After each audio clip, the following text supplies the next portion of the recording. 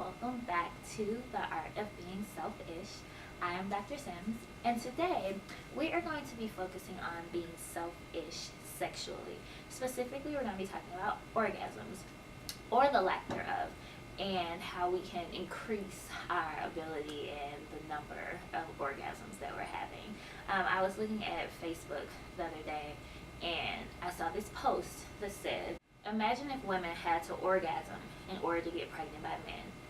There'd be like 8 people in the world. So, are we really still not having orgasms in 2018?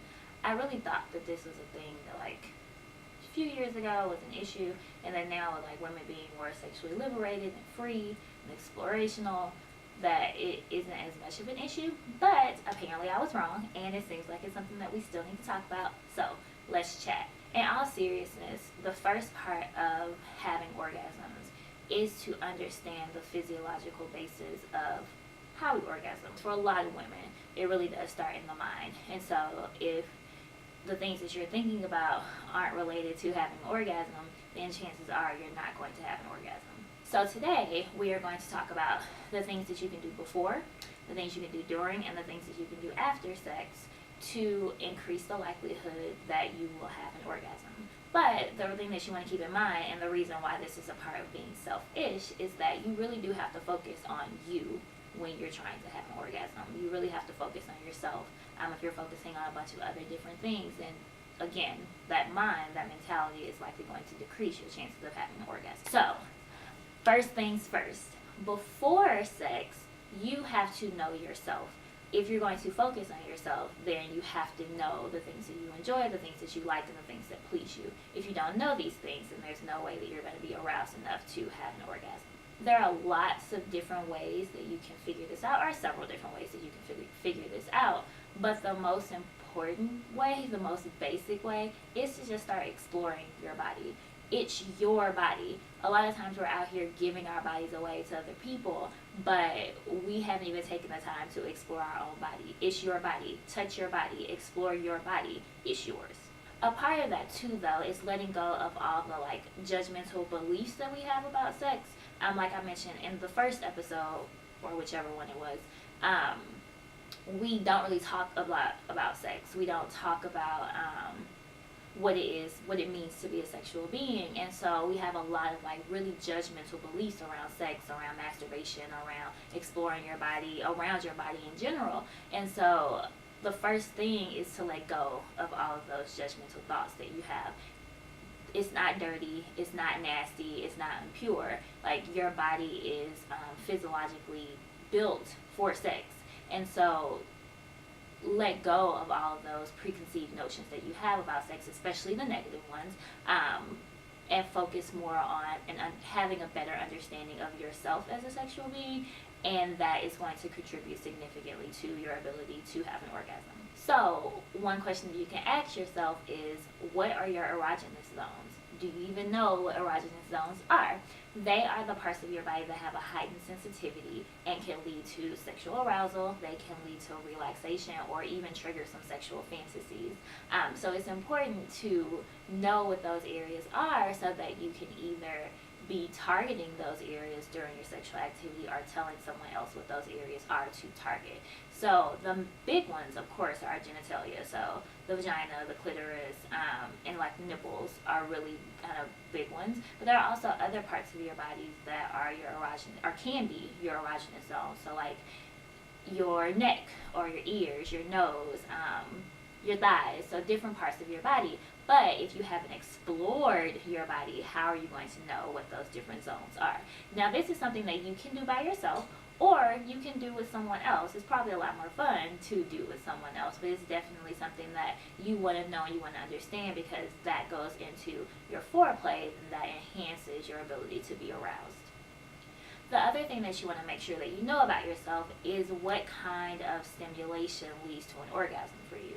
So, for example, I'm only going to talk about 2 types of stimulation that leads to orgasm. I've heard that there are like maybe 12 different kinds of orgasms. That's great. If you know a different kind of stimulation or penetration that leads you to an orgasm, that is awesome as well. I'm just going to talk about a clitoral orgasm or a vaginal orgasm. And so of those two, or of the other ones that you may know about yourself, know which one leads to an orgasm for you, or is it a combination of both? And if you know that you are typically more aroused and you are more likely to have an orgasm from clitoral stimulation, then make sure that you are putting yourself in positions, you're doing certain things to stimulate your clitoris. If you are more of a vaginal G-spot kind of orgasmer, then make sure that you're in the position that you're doing the things that lead to that kind of orgasm.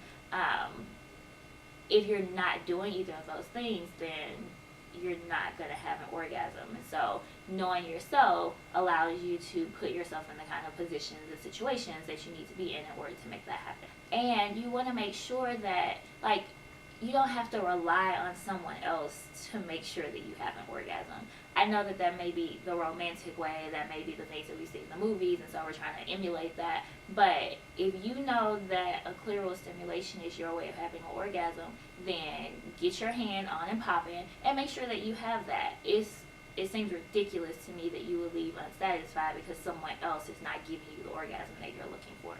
Like, are you still waiting on somebody else to give you an orgasm? Why? If you know how to get you there, then take matters into your own hands, literally, and give yourself an orgasm.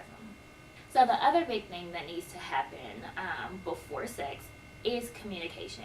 This can also happen during, this can definitely happen after, but definitely before you want to be communicating. If you're having sex with a partner, you want to be able to let them know, have open, honest dialogue about what turns you on, what your erogenous zones are, because at this point you should already know them, and you can tell them the things that you like and tell them the things that you don't like. You want that person to be an active participant in getting you to an orgasm. Doesn't have to be mandatory that they participate or that they are the ones that get you there. Like I said before, you can take matters into your own hands, but it's great to have that other person participating and helping you along the way.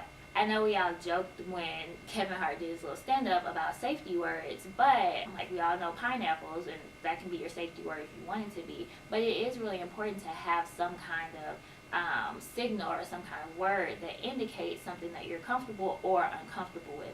And so make sure, again though, you have to communicate that beforehand. So make sure that's something that you all are talking about and something you all have established before you get into having sex. It's also really helpful in reducing the awkwardness around communicating about sex. So if you don't necessarily have to say, I don't like it when you do this, having that safety word or that tap on the shoulder or whatever it is can be really helpful in just kind of reducing the awkwardness.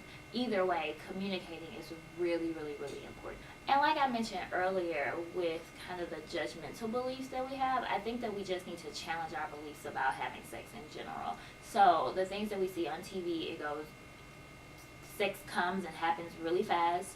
It doesn't take very long for the woman to get ready and get in the mood, and she's just ready to go.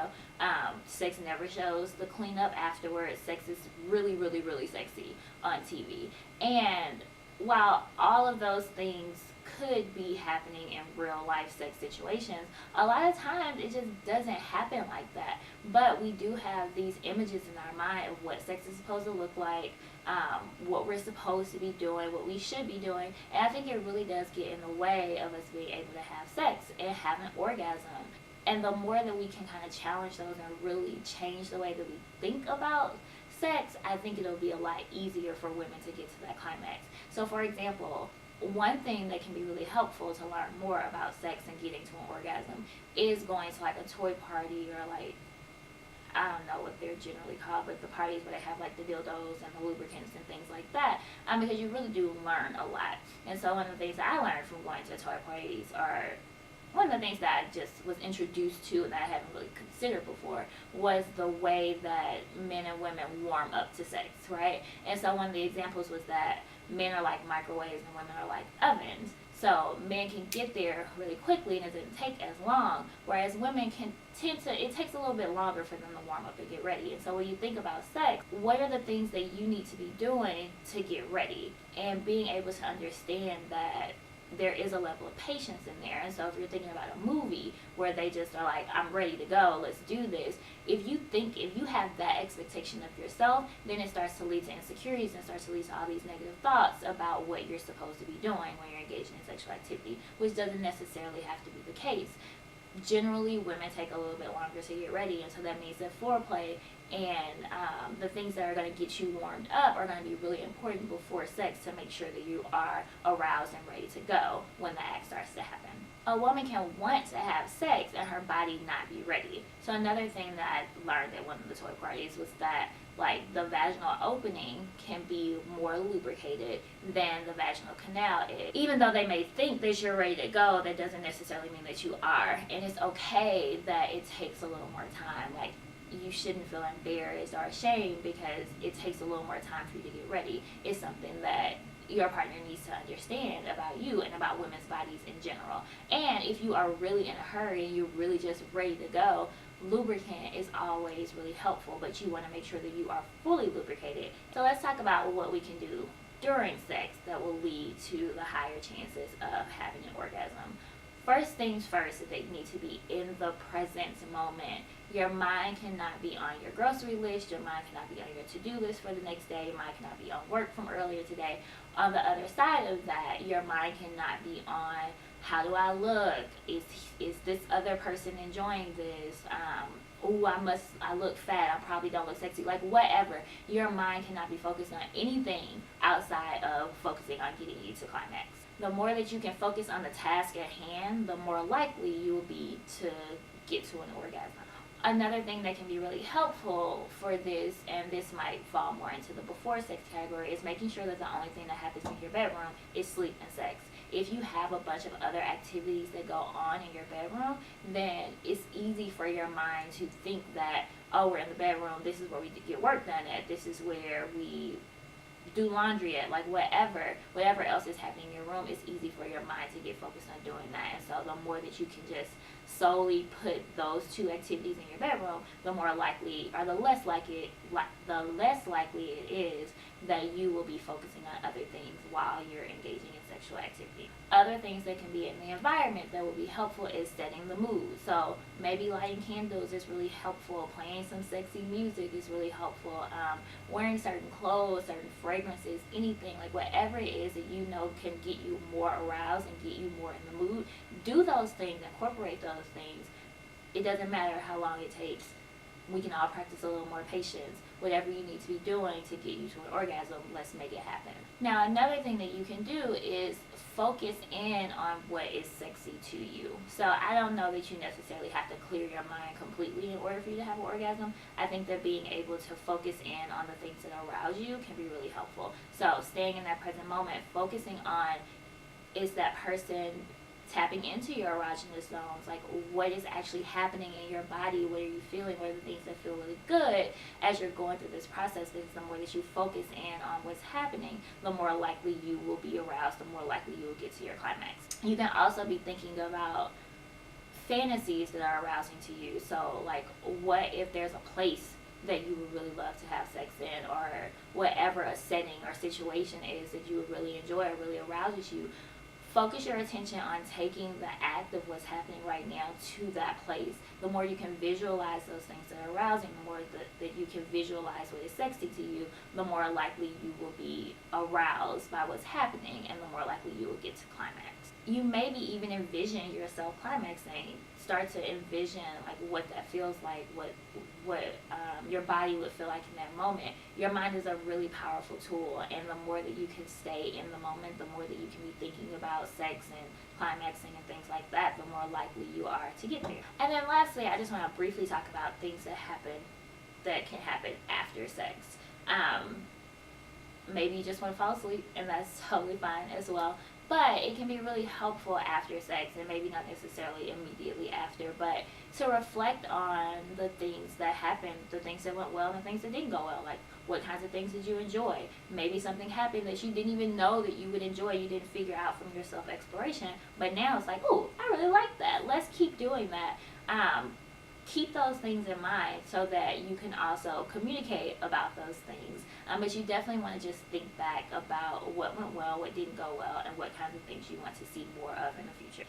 If you don't feel comfortable talking to your sexual partner about your likes and the things that your likes and dislikes, then that may not necessarily be the person that you want to be engaging in sexual activity with.